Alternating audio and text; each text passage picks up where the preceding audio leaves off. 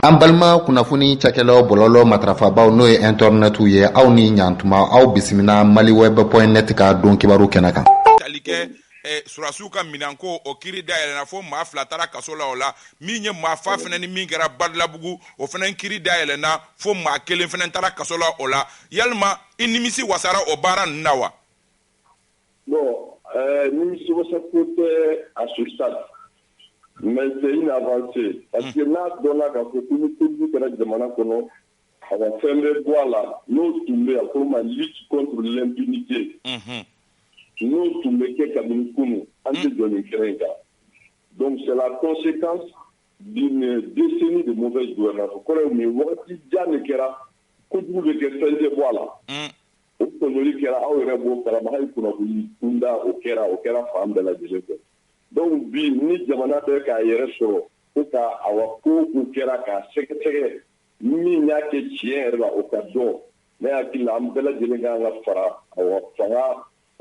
baarakɛbagaw ka kɛrɛnkɛrɛnnenya minnu ye kiiritigiw ye k'u to k'u ka baara kɛ k'u ka taa bolo da kisɛ kan maa minnu yɛrɛ nɔ don tigi o ye sariya ka kuma ye anw bɛ se k'o kuma parce que o sariyatigiw ka kuma n'an bɛ se ka min fɔ politiquement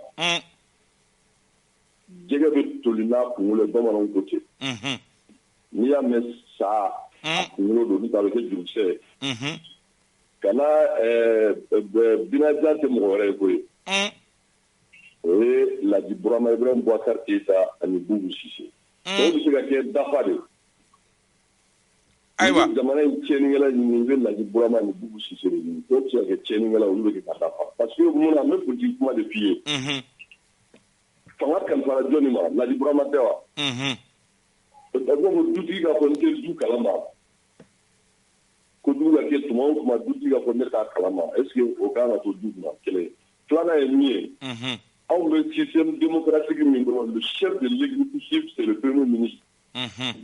misaliyala bi fɛn bɛ kɛ gouvernement na Sogɛli bɛ se ka fɔ a t'a kalama n'a ko a t'a kalama a gouvernement ma se donc kuma ye min ye an kana munumunu kuma ye maintenant sariya ye baara kɛcogo la sariya tɛmɛsiraw de b'a la ɲininkalicogo de b'a la donc justice ka baara ye anw t'an da o la mais an b'a min kɔni dɔn politiquement jamana in cibaga tɛ mɔgɔ wɛrɛ ye les 7 dernières années de Ibrahim Boubacar Keita a ye sɔrɔ régime ayiwa Isaka Ojim a ye sɔrɔ régime donc baara kumun kɔnɔna la an ka to sariya ka taa baara kɛ maintenant anw bɛ min fɔ nous soutient et notre soutien et nous réaffirmons notre soutien à l'imperturbable patriotisme de l'État. Parce que bɛɛ y'a ye kɔnɔdimi tɛ ɲɛdimi don. Kalo 4 a ka fanga tali in kɔnɔ bɛɛ y'a ye k'a fɔ a dɔnna k'a fɔ kuntigi bɛ jamana la. Ayiwa Isaka Ojim mɔgɔ ma ɲininka fɛn ma fɔ mɔgɔ ye sisan civil et militaire bɛɛ bɛ ka ɲininka i dalakan na donc vraiment ce mérite revient à l'imperturbable patriotisme de l'État. Ayiwa Isaka Ojim an y'a ye k'a fɔ waleya min kɛra Badalabugu maa caman bɛ k'a fɔ ko baara tun kan ka daminɛ maa minnu fana n'olu ye weleli kɛ ko ka taa manifestation kɛ ko walima mɔgɔ minnu y'a fɔ ka taa bâtiment minɛ an b'a dɔn k'a fɔ o ye Eko ye Eko di o ko la. Bon i b'a dɔn so de bɛ ka kuma fɛntigi la sa mɔgɔw an kana mɔgɔw gosi hakili la n bɛna fɛn dɔ f'i ye. Anw ye min fɔ nous sommes fiers et jamanadenw y'a dɔn parce que kuma mana fɔ aw bɛ tun bɛ kɛnɛ kan e yɛrɛ tun bɛ kɛnɛ kan mot d'ordre de don an ko ka bɔ désobéissance hukumu kɔnɔ aw kana yɔrɔ kaɲi aw kana yɔrɔ jeni aw kana se foyi ma jamana in y'an de ta ye impôt ni taxe anw de b'a sara a ye taa assemblée nationale daminɛ a ye taa primature daminɛ a ye taa ORTM daminɛ a k'a yɛrɛ diɲɛ na k'a yɛrɛ communauté nationale internationale ka Ibrahim Boubacar Keita ko jamanadenw t'a kɔ an y'o fɔ et nous le dit haut et fort wa bɛɛ y'a signé MK y'a signé FSD y'a signé ne y'a signé mɔgɔ mɔgɔw tun bɛ tribune na ça nous engage tous et peuple min fana ye a jaabi kɛ an bɛ peuple fo maintenant u bɛ ka ka min fɔ o de ye so ka sule fɛntigi la ka bɔ a ye taa yɔrɔ min na o de b'a to i bɛ bɔ ka mugu ci o tigi la wa ayi ne hakili la assemblée sigi fɔlɔ tɛ nin ye o kelen mardi 91 Musa minɛli min kɛra yan nɔ minnu bɛ kuma la moi je fais là n b'a bɛɛ kalama commissariat fɛn bɛɛ tun bɛ Bamakɔ a bɛɛ cira ka marifaw labɔ kelen a fɔ yɔrɔ min ma suguba kɔnɔna la minnu bɛ Bamakɔ dɔn n t'an tɛ minnu nana file in na minnu bɛ na tun bɛ ko Sahel vert u taara o ci k'o carboniser o kɛra anw ɲɛna yan on est parti min bɛ fɔ mɔgɔw taara pont sanfɛ k'u bila ka jigin ji la nka o yɛrɛ dɔrɔn tɛ sugu kɔnɔna la bitigi dama min cira k'a kari k'a nafolo labɔ a ye taa premier ministre kɔrɔ ɲininka n'o ye Zumana Sako ye ni wari de bɔra k'a di commerçants ma k'u ka nafolo min tiɲɛna k'u k'u yɛrɛ dɛmɛ n'a ye n'o ye bon du trésor ye o bɛɛ kɛra anw ɲɛna yan nɔ nka mɔgɔw ma minɛ o la. mais Isa i ma lamɛn wa e ma lamɛn wa i ma lamɛn wa. n bɛna le o tulo kuma la wa. mais min kɛra a fɔra ko qui a donné l'ordre de tirer mɔgɔw ye kuma o kuma fɔ ko qui a donné l'ordre de tirer que c'est Moussa Traoré qui était le chef suprême des armées au moment des faits. Au procès de quel don, on a sur l'IBK des premiers ministres. Au procès de quel don, on a sur le pouvoir de sécurité d'État là. Vraiment, il faut que ce soit tous les fins là à marcher quoi. Moi, je suis un acteur de 91 à nos jours. Ne peut une bec à la main. On m'a marqué à un boulot, on m'a marqué à là. Pour qu'il y ait plus de tiers. Alors que mon kilo de Pagara, Assemblée nationale d'Ala. Mon mafara ORTM là. Mon ramassé à de primature là. Mon combat sera Balabou. Balabou le 20, manifestation est le 10.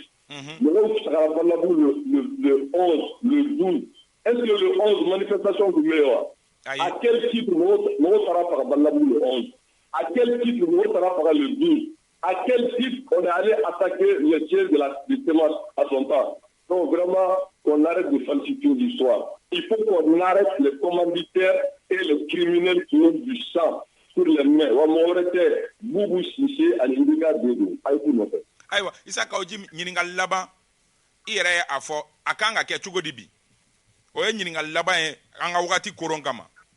Akanga Ketchugo Nina, Ode, transition. Akato l'interviva patriote activiste de Tagolo Akaka Barake. Wamo so alekuma miki mimi kiego na meko nakali. Ababa ezoka. Wallahi billahi ni ala sona. La refondation sera faite. Oui pour une élection et oui pour une refondation. Demana tabolo kura de demana. On devait que ni ala sona. On s'en fout de ce qui veut dire le fétichisme électoral. Et puis mauvais pour mon vous devez tout boulot couvert. Pour transition avec l'élection de connexion de guerre. On va pas l'élection non. Après l'élection non libre de guerre. Élection de guerre. Au cours du jour, qu'à soumettre, qu'à tesser le lama, attaque à la table d'année. Et que le peuple malien digne souverain qui va décider ce qui est bon pour le Mali. Ce n'est pas vraiment les coursiers et les aventuriers et leurs ayants droit, les crocodiles, les tigres, les vautours, les fourriers politiques, les escrocs politiques qui vont se cacher derrière la CEDEAO pour imposer à ce peuple digne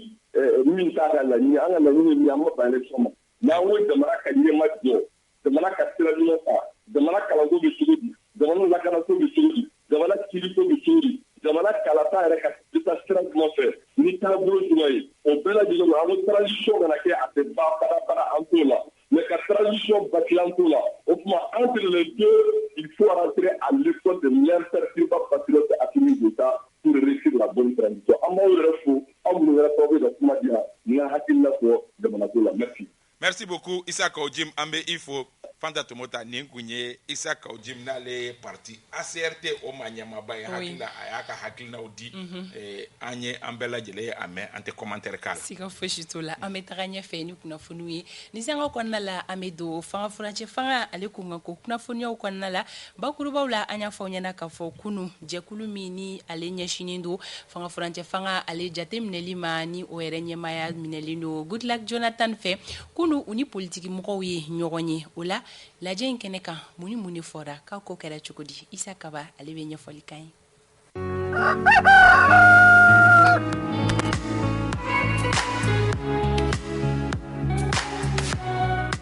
ba bismillah décryptage keneka sa Fanta Tomota ka foli kura ka nyachi lamebra ni flebra ma ka senga Amadou Fotu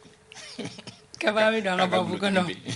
aywa kunu laje konna la akadi onye iganya folike Johnny pumba keneka Oui, et bah donc fo médiation de la CEDEAO ni o knye journal do mbaka o ye chefo kala o ye depuis ko indam nena o ya la maraka ke kimel ke jekulu ye mi na fama ko comité de suivi de la transition au Mali. Donc a nyama kele imbe Goodluck Jonathan Mbolo ani a baraka nyokonto a bora chefo ni chela bena kana ke barabe kata chugodi wakati ni wakati ubu sembo kono koro kana bela jele lame ka don kunklena ejme ani muni mungara ode hukumu kono kabi karidon ube anfe anno karidon septembre kalo kile duru ube anfe anno ni machama yenyo enga kunude uye alanyini minye classe politique to senta la société civile ni fofo sindanga politique mo munu ni olu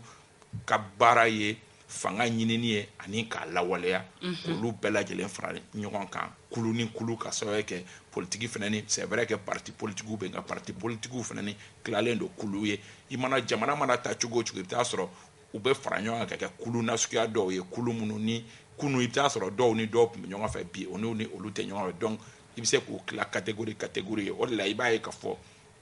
kunu n'i ye configuration jateminɛ i b'a ye dɔrɔn ka fɔ ko majorité kɔrɔ mɔgɔw ni o bɛ EPM n'a jɛɲɔgɔnw ko fɔ olu tun bɛ kɛnɛ kan olu dɔnnen do partiw dɔnnen do ni o bɔra yen nɔ minnu fana bɔra o majorité kɔrɔ la i n'a fɔ ASMA n'a ɲɔgɔnnaw ani ADEMA PSG olu fana kun représentelen do parti minnu kun tɛ ni majorité kɔrɔ kɔnɔna la nka bi bi in na ni u tɛ transition fana nɔfɛ olu caman fana kun bɛ yen nɔ i n'a fɔ yɛlɛma n'a ɲɔgɔnnaw olu caman fana kun bɛ yen nɔ pulo n'a ka jɛkuluba olu fana kun bɛ yen nɔ i b'a ye ka fɔ ninnu ye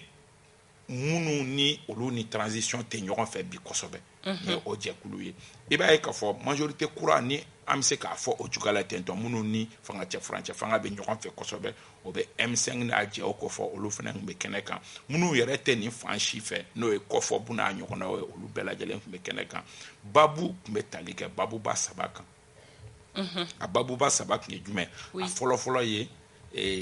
kalata bɛ se ka kɛ lafiya kɔnɔ cogo di kalata bɛ se ka kɛ lafiya kɔnɔ cogo di kuma kun fɔlɔ kun ye o ye kuma kun filanan kun ye min ye jamana marabagaw b'a la k'u bɛ réforme minnu kɛ u k'o bɛ se ka kɛ hukumu jumɛn kɔnɔ kuma kun filanan kun ye o ye nka nin kuma ninnu n'i ko k'i bɛ olu fɔ n'i nana anw ka bankun kan i b'a ye ka fɔ kuma dɔ bɛ nin kuma ninnu senkɔrɔ ni o ye ka fɔ kalo 18 min dira a kalo 18 o bɛ bɔli kɛ walasa ka se ka baaraw kɛ wa i y'i kɛ cogo o cogo o kuma b'a yɛrɛ sɔrɔ debaw kɔnɔ o de la kuma dira tour par tour jɛkulu a ma kɛ k'a fɔ ko parti kelen-kelenna ka kuma nka anw ye jɛkulu kelen ye an bɛ kuma di mɔgɔ kelen ma o bɛ kuma an tɔgɔ la mais minnu tɛ yen nɔ minnu bɛ yen nɔ n'olu inscrilen tɛ nin jɛkuluw si la donc kuma bɛ di olu ma olu bɛ kuma u yɛrɛ tɔgɔ la o de la i b'a ye k'a fɔ kuma kunfɔlɔw n'i ye a tila sigiyɔrɔma 3 ye i b'a ye k'a fɔ kuma kunfɔlɔw dira minnu ma kofɔbu mɔgɔw olu fɔlɔ de y'u dantigɛ kuma ninnu kan olu ka kumalasela docteur Abdoulaye Babasi ale kelen pe ka kuma de bolila kosɛbɛ fangacɛ furancɛ fanga mɔnɔbɔli kan ok nka o yɛrɛ kɛra dabalibanko ye mɔgɔ caman bolo ka sɔrɔ k'ale yɛrɛ ko ka san 5 de kimɛ ka fara fangacɛ furancɛ fanga in kan Goodluck Jonathan yɛrɛ ko ale dalen b'a la k'a fɔ ko a bɛ kulonkɛ kuma de la ko ka sɔrɔ kɛ ale régime normal o san 5 tɛ kimɛ ka ko san 5 o kɔrɔ ye k'a fɔ k'an ye kalo 18 min kɛ ka tila ka san 5 fara o kan ko ale régime normal t'o sɔrɔ ko donc ko docteur Si ka o kuma bila filanan bɔra Jamil Bitar yɔrɔ la M5 tɔgɔ la oui Jamil Bitar fana y'i dama suɲɛ k'a fɔ ale m'a fɔ ko san 5 nka ale ko k'a fɔ ko bɛ cogoya min na an ka jamana kɔnɔ ni mɔgɔ min bɛ jamana kɔnɔna dɔn i b'a dɔn k'a fɔ ko wagati min fɔra kalata tɛ se ka kɛ o hukumu kɔnɔ ale kɔni y'a kuntilenna yira CEDEAO mɔgɔw la k'a fɔ ko ni cogoya tun bɛ se ka kɛ hali n'a kɛra murumuruni ye k'o fara a kan walasa mɔnɔbɔ ka kɛ ka se ka baaraw kɛ ko o ye ale fɛla ye nka ale kɔfɛ maître Muntaka Tall M5 tun y'o de bila ka taa officiellement ok M5 tun ye maître Muntaka Tall de bila ka taa officiellement min jɛlen don hali n'o y'a sɔrɔ Jamil Bitar kelen do ka a yɛrɛ autoproclamé porte-parole di M5 nka M5 ka ciden tun ye maître Muntaka Tall ye kɛnɛ kan maître Muntaka Tall ko M5 kulu kɔnɔ bi u bɛ don min na i komi bi ko u ma sigi ka kuma prolongation ko kuma kan au sein du M5 ko donc ale mana na M5 tɔgɔ la ale tɛ se ka prolongation demander olu bɛ min fɔ o ye ka fɔ baaraw ka kɛ ni baaraw kɛra ni a sera a kuncɛyɔrɔ la n'a bɛ kimɛ cogo min ni min kan ka kɛ o ka kɛ ni kalata yɛrɛ bɛ se ka kɛ ta ka kɛ kalata la ko k'a sɔrɔ kɛ M5 yɛrɛ kɔnɔ k'a fɔ ko sigi de kɛra ka réflexion kɛ an k'a prolonger wa an kana prolonger ko tiɲɛ ka tiɲɛna ko ma kɛ M5 kɔnɔ M5 mɔgɔw hakilina ye min ye baara ka kɛ ni baara kɛra ni ko sera a kimɛlikɛyɔrɔ la a ka kimɛ n'a bɛ se ka kɛ ou bien n'a tɛ se ka kɛ majorité kɔrɔ mɔgɔ kɛrɛnkɛrɛnnenya Tireta n'a ka mɔgɔ olu kɔni kuma jan tɛ olu bolo kalata ka kɛ don minnu fɔra kalata ka kɛ olu hukumu kɔnɔ pɔpɔrɔ a tɛna fara a kan o y'olu hakilina ye donc n'i y'a ta k'a lajɛ i b'a ye k'a fɔ hakilina ba saba don hakilina fɔlɔ ye min ye o ye minnu fɛla ye dɔ ka fara a hakɛ kan minnu fɛla ye an ka baara kɛ ka taa an ka n'an jigi da k'a fɔ ko diyagoya prolongation ka kɛ ani minnu fɛla ye siga kana k'a la fiyewu yɛrɛ baara ka kɛ walasa kalata ka kɛ wagati min fɔra ni hakilina ba saba o de bɔra CEDEAO mɔgɔw u ye nɔti ta u yɛrɛ fɛnɛ kumana u ka kumaw kɔnɔ i b'a ye k'a fɔ u kunkilenna ye min ye o ye k'a fɔ sibiri ɲɛ kelen a tɛ fara a kan furancɛ fanga kan nka i n'a fɔ baaraw bɛ cogo min politiki baara n'a nafaw n'a kunkilennaw don mɔgɔw bɛ kuma dɔw fɔ bi nka olu ye kuma minnu ye sanfɛ kumaw ye nka duguma kumaw bɛ yen na siga t'o la Amadu kaba ne ka ɲininkali ye est-ce que n'i ye maaw selen nin yɔrɔ la hakilina kelen tɛ ka sɔrɔ fɛn minnu kun kan ka kɛ waati la est-ce que olu de ma sen sumaya ni o de bɛ k'an bila ni tibi taba la an ka lajɛrɛ mɔgɔ t'a dɔn parce que fɛn min tɔ bɛ yen n'o kan ka kɛ o ka ca ka tɛmɛ min kɛra waati dun tɔ ni ka so gɛlɛya ye o ye parce que fɛn dɔw kɛra fangacɛ furancɛ fanga yɛrɛ kɔnɔ minnu kun prévoilen tɛ ka kɛ fiyewu yɛrɛ par exemple gouvernement falen kuma caman an ka fangacɛ furancɛ fangaw kɔnɔ an y'a ye k'a fɔ hali 2013 ta fɛnɛ ni gouvernement falen kɛra gouvernement falen dun ne b'a fɔ kuma caman a bɛ baaraw sen sumaya ministre minnu bɛ na i bɛ taa sɔrɔ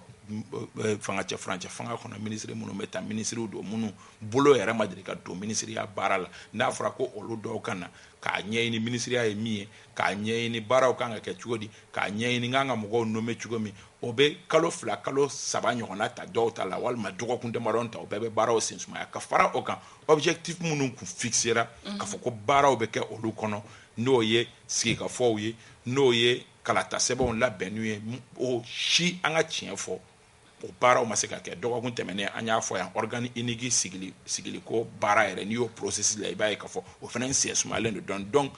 tiɲɛ ni ka tiɲɛ na gɛlɛya bɛ a ka se ka kɛ a date la nka CEDEAO mɔgɔw fana ni ka gɛrɛndɛ o ye wajibi de ye o ye olu ye u ka rôle de kɔnɔ olu b'o gɛrɛndɛ kɛ o cogoya la tentɔ ni a kun cɛra wagati min kan ka kɛ o kan ka kɛ nka parce que n'i ye a yira mɔgɔw la fana ni k'a fɔ ko possibilité bɛ yen nɔ ka se ka murumuruni fara o kun o tɛna baara tɔ sen sumaya ni mɔgɔw sɔmina k'a fɔ ko dɔɔni bɛ se ka kimɛ ka k'a la o tɛna mɔgɔw tɔ sen sumaya donc o fana ye baara ninnu tɔ gɛlɛya nka i y'a fɔ cogo min baara ninnu sumayara ka se hakɛ dɔ ma a jɔrɔ bɛ jateminɛlikɛla ɲuman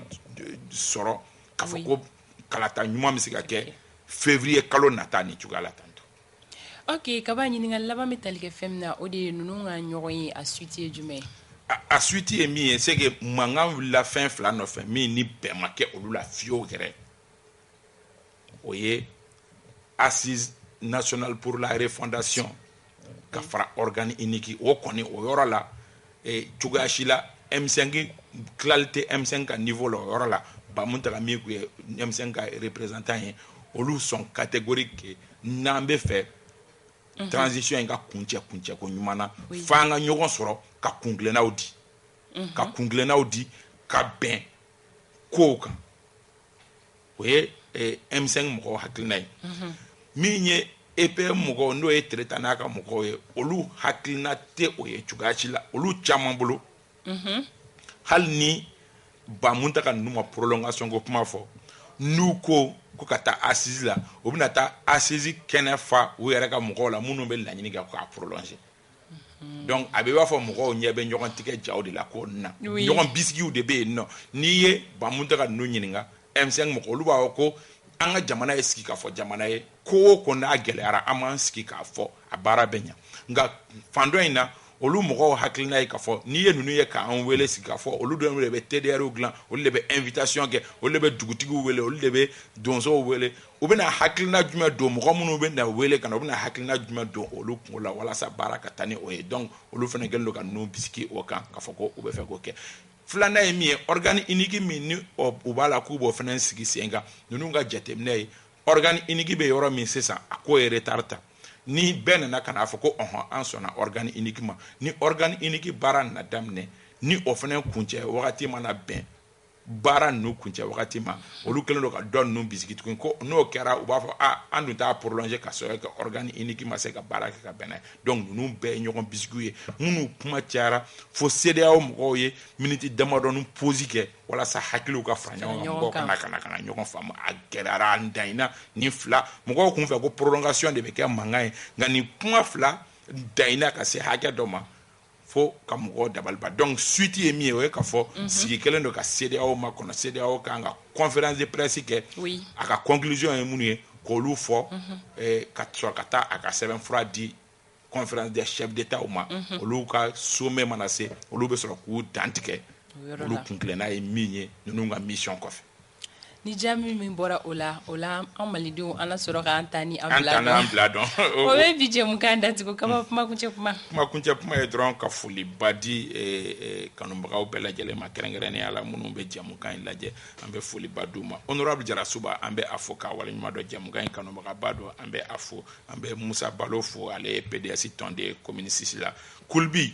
finikalala don an bɛ a fo k'a waleɲuman dɔn maa o maa n'olu ye jɛmukan in kanu Aba yan fo Segukaw fɛ an b'a fo a n'a furumuso Isaka ba k'i yɛrɛ fo don o don timinandiya la Amadu an bɛ bi taa kuncɛ ko bɛɛ ni sɔgɔma k'u k'an bɛn waati wɛrɛ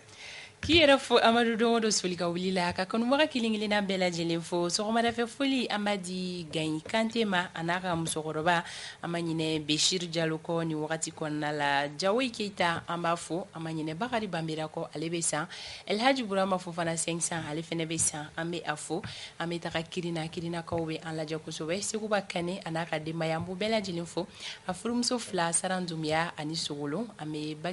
Bagi ni Papu an bɛ u bɛɛ lajɛlen fo ku u kane sɔgɔmada in na ma ɲinɛ Kɔrɔ Kasim Traoré kɔ ni sanga kɔnɔna la an bɛ Masire Diop an b'a fɛnɛ fo jɛmukan in ka d'a ye Dawuda Makasa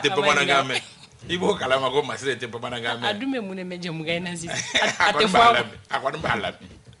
an b'a fo k'a ni ce a ka kanuya la ni sanga kɔnɔna la Isa Sangare an ma ɲinɛ a kɔ ale bɛ Amdalayi Aseyi la ka kanubaga kelen-kelenna bɛɛ lajɛlen fo n ka musokɔrɔba Fatumata Lali Kuyate a bɛ Sirakɔrɔ Cité la k'a ni sɔgɔma jɛmukan in tɛ fɔ a fɛnɛ kɔ an bɛ wuli nɛgɛ kaɲɛ 9 Adel Samake ale bɛ dugu kunkanko kɛnɛ sigi sini sɔgɔma 7h15 an bɛ ɲɔgɔn sɔrɔ yan nɔ Ala ka tile yɛrɛ bi tile in na maa kunnafoni da